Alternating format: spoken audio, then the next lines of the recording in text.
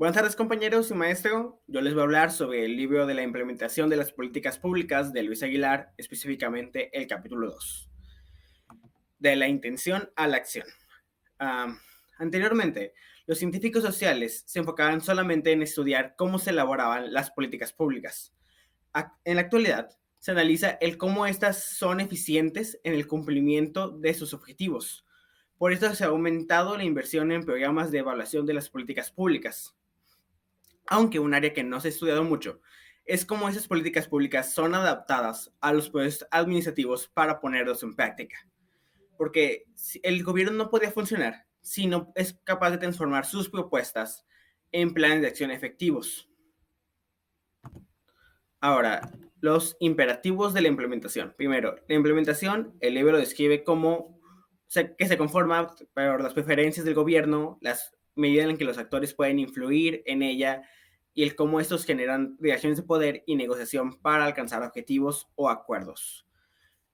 Existen tres imperativos que son potencialmente conflictivos. Primero, el imperativo legal, que es sobre la legislación, el imperativo de accional burocrático, que es sobre los administradores públicos y sus funciones, y el imperativo consensual, que es el cómo la sociedad o las personas afectadas e interesados perciben la política pública y el cómo los va a afectar. Ahora, el imperativo legal. Pues este se trata de cómo se cumplen las exigencias del Poder Legislativo y el cómo se le da importancia a que estos órganos obedezcan o sean subordinados a las leyes y los reglamentos que hayan impuesto, ¿no? Y pues el que su actuar sea congruente con ellos. Aún así, sí se debe considerar la posible desviación del plan, porque el proceso no puede ser completamente entendido o explicado en las leyes de algo que no se ha hecho. No, es imposible conformar toda la normatividad sin haber conocido el proceso exacto de la política pública. Para esto se debe llevar a cabo un proceso de negociación en el que se comprometen y se adaptan a los intereses de las personas que pueden ser afectadas por la política pública. Aún así, esto no suele ser exactamente así, porque en muchos casos se crean políticas públicas en las que no se tiene información o no se hicieron encuestas o algo que conecte la opinión pública de los afectados en sus negociaciones. Y para cómo se conformará la ley dependerá el cómo estos grupos, ya sean internos de la legislación, externos o externos, tengan influencia sobre las negociaciones. Si no, si no dejan entrar a nadie de un grupo, una cultura, para tomar decisión sobre alguna política pública, pues se tomarán en cuenta solo las opiniones de dentro del legislativo. Y dentro de ellos puede que haya grupos conservadores, liberales, y el grupo que tenga la mayoría o que llegará más acuerdos es el que expresará más sobre sus políticas públicas en la ley. También eso puede suceder con las caderas en las que se conforman estos grupos. Por ejemplo, si se trata de abogados, ellos tratarán de hacerlo lo más dentro del margen de la ley, con palabras más específicas para que se quede una ley, ¿no? Pero si lo hace un grupo externo como un científico, químicos, pues lo dejarán más ambiguo, por eso que tal vez no conozcan la estructura de cómo se debe llevar a cabo una ley, el de cómo se debe redactar, pero también permite que haya flexibilidad al momento de implementación, aunque quede más ambiguo, como es algo más técnico, que tal vez no se puede explicar tan bien en una ley, pues permite más maniobrabilidad al momento de implementarla. Para que estas propuestas de ley tengan como un buen comienzo o una buena fuerza, pues dependerá de la fuerza y el prestigio del grupo en el que se originen. Si se produce por una comisión, pues de nivel bajo, pues tal vez no tenga mucha relevancia en la discusión, pero si lo hace uno de nivel alto o una secretaría más importante, o pues tendría mucha más relevancia en la discusión y se tendría como más interés en ella, en discutir y el cómo puede afectar a los diferentes grupos. También dependerá de la experiencia de ese comité y el conocimiento técnico de ellos sobre los temas que están tratando. Y el cómo ellos podrán negociar entre los diferentes grupos, sus participaciones, los cambios para acceder como a un mayor consenso. Este consenso también se debe de incluir entre las comunidades afectadas por fuera del legislativo, que en caso de que esas también participen, todos, tanto dentro del legislativo como fuera, que hayan estado en la discusión, deberán participar o intervenir en algún momento en su implementación. Entre más fuerte haya sido este proceso y el apoyo a la política, más estricto será el proceso de implementación, porque había más gente supervisando y asegurando que se está cumpliendo con la normatividad establecida. Ahora, el de accional burocrático. Este trata más acerca sobre los administradores públicos y el poder ejecutivo, que son los que ejecutan las políticas públicas. Y en eso se trata de medir el cómo los administradores públicos perciben la política, el cómo deciden que es mejor implementarla, el proceso establecido y el cómo este es viable o no al momento de ejecutarlo. Porque es posible que lo estipulado en la ley no se pueda realizar tal cual se especifica, porque es incongruente con los objetivos tal vez ya establecidos de otro programa, de la institución, y el administrador público deberá ser el encargado de homologar los objetivos de las políticas públicas para evitar contradicciones y que se llegue al mismo objetivo, que es el bienestar de las personas.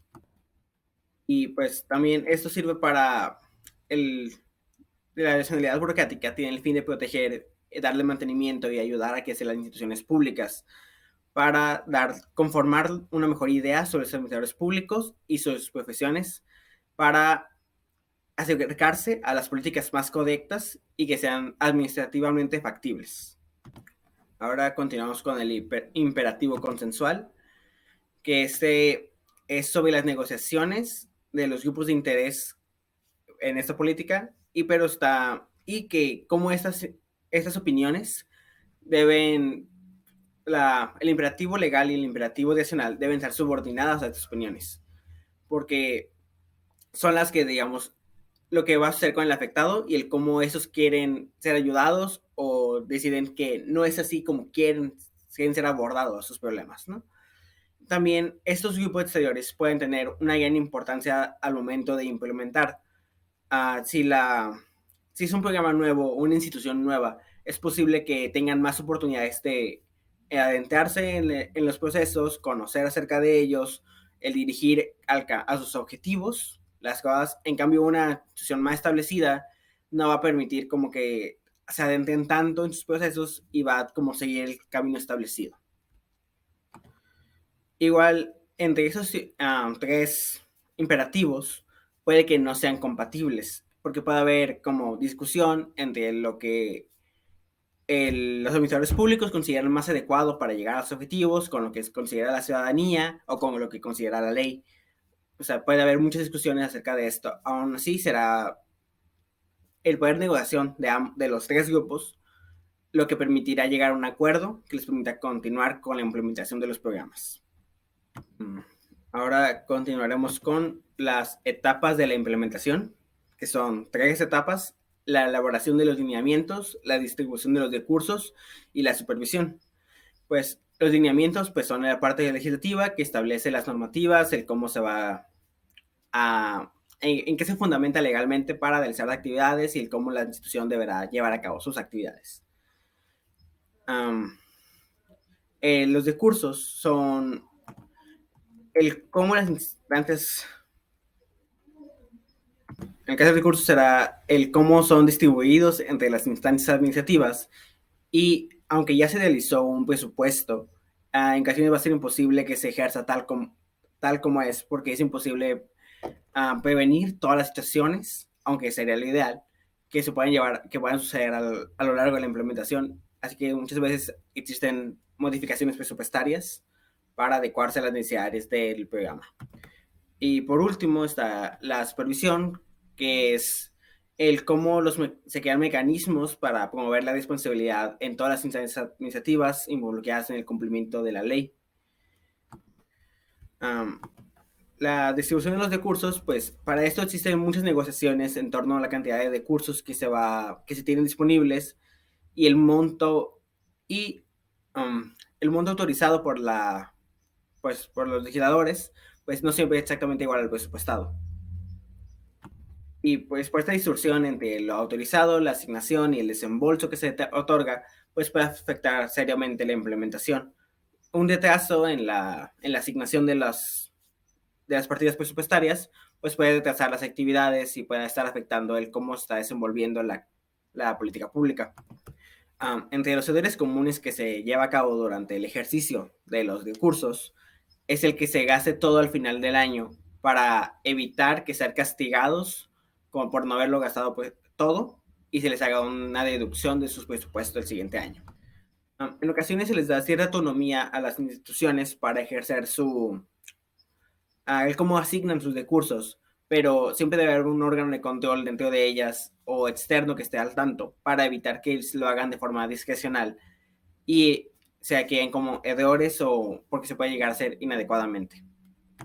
Ahora, el proceso de supervisión. Este se conforma por tres modalidades. La inspección, que es los procesos para revisar el cumplimiento de las actividades de los departamentos, y con eso se puede determinar si en la práctica las estrategias que se ajustan a los lineamientos establecidos y pues saber si la normativa establecida es compatible con el proceso nacional de los administradores públicos para determinar si está siendo viable el método que se está utilizando. En este proceso es indispensable que los administradores públicos expresen sus ideas o que aclaren mecanismos que están utilizando para ejecutarlos. Ahora, el segundo es la auditoría, que consiste en la división de los registros financieros de las instituciones. Este es un proceso bastante complejo. Se puede realizar tanto por instituciones externas, encargadas del proceso, o instituciones internas de la organización, como el órgano interno de control. Lo único malo es que se puede considerar que los internos pueden hacer como ajustar las cosas para que en caso de una auditoría externa todo esté en orden y eso puede pues dificultar el manejo adecuado de los recursos o de las actividades. Por último está la evaluación, que es el cómo se evalúa o se da valor a los logros del programa en comparación a los objetivos de la legislación.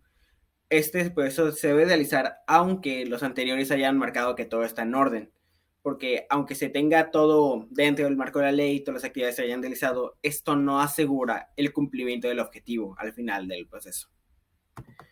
Así que estos informes que se suelen obtener de las evaluaciones no siempre van a ser concretos y no pueden determinar la efectividad de las políticas públicas.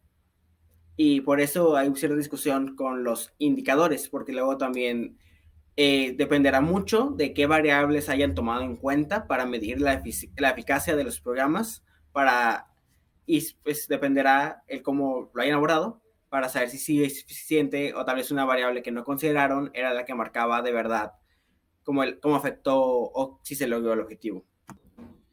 También está la supervisión. En esto entra también la supervisión y su circularidad, porque estos tres forman un proceso conjunto para verificar la eficiencia de los procesos.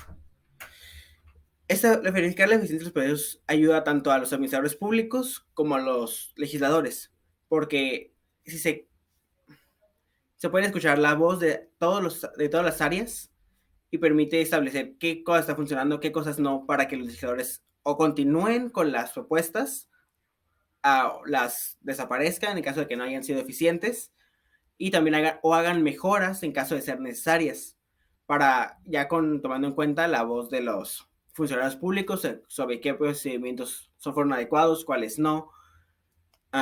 Esto también les permite, lo menciona el libro, que permite a ellos mantener su puesto.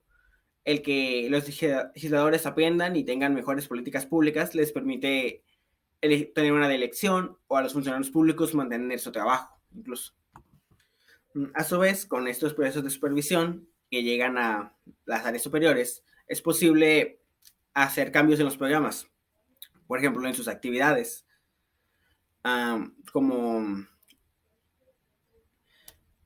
el volumen de los recursos disponibles, el carácter del programa o la distribución de los beneficios y costos de ellos, el cambio en el propósito. En caso de que se haya notado que ya se cumplió el propósito o se hizo o un cambio de la necesidad de las sociedades comunidades afectadas, pues también se debe de cambiar el fin del programa para adecuar más las actividades a ello. Y también, por último, el cambio en el clima de opinión, el cómo estas son percibidas tanto por fuera de la organización, por la ciudadanía, como por dentro de la administración pública. Ahora hablaremos de las condiciones del entorno. Pues está las importancias de los objetivos. Pues para esto se ocupan que los objetivos sean claros, porque esto permite centralizar procesos y jerarquizarlos. Eso se consigue con un correcto análisis de la problemática, evaluando sus causas, efectos, pues, causas directas e indirectas, y así establecer la normatividad adecuada y las actividades adecuadas para atacar estas causas y llegar a tener una mejor política pública. En el caso contrario, una política pública ambigua dificulta los procesos porque no tienen claro qué actividades realizar, cómo acercarse, cómo abordarlas. Y para esto los administradores públicos pueden crear sus propios lineamientos para especificar como sus caminos, pero van a ser solamente más generales porque no van a tener funciones específicas y deberán estar constantemente consultando a otros para determinar a dónde llevar específicamente sus funciones. Otro aspecto es la complejidad del proceso. En esto intervienen la cantidad de niveles o actores que intervendrán en la implementación. Puede que sean los 3 niveles de gobierno o haya muchos actores externos como organizaciones civiles, comunidades, en los que ya en cada nivel hay un proceso de decisión, de toma de actividades, de distribución de funciones, y en cada uno se va a tener que realizar. Y si intervienen otros por fuera, en cada nivel también tendría una discusión con ellos para llegar a un acuerdo, lo que puede ir retrasando las actividades de la política pública. En caso de que haya pocos actores, pues se va a agilizar porque las decisiones se toman mucho más rápido y esto permite que haya una continuidad y haya una fluidez en el proceso de la política pública. Por último, pues es la naturaleza de los recursos. Los recursos pueden venir de diversos niveles, como federal, estatal, municipal, y pues también las funciones en las que están encaminados, ¿no? Puede ser aportaciones para educación, aportaciones para salud, así que el tener bien claro de dónde viene cada actividad, cada dinero de curso, pues permitirá llevar una adecuada fluidez de los procesos y en caso de que haya errores, pues se puede retrasar la actividad por hacer correcciones y para eso siempre se debe tener mecanismos de fiscalización y de control. Bueno, eso sería todo por mi parte. Muchas gracias por su atención.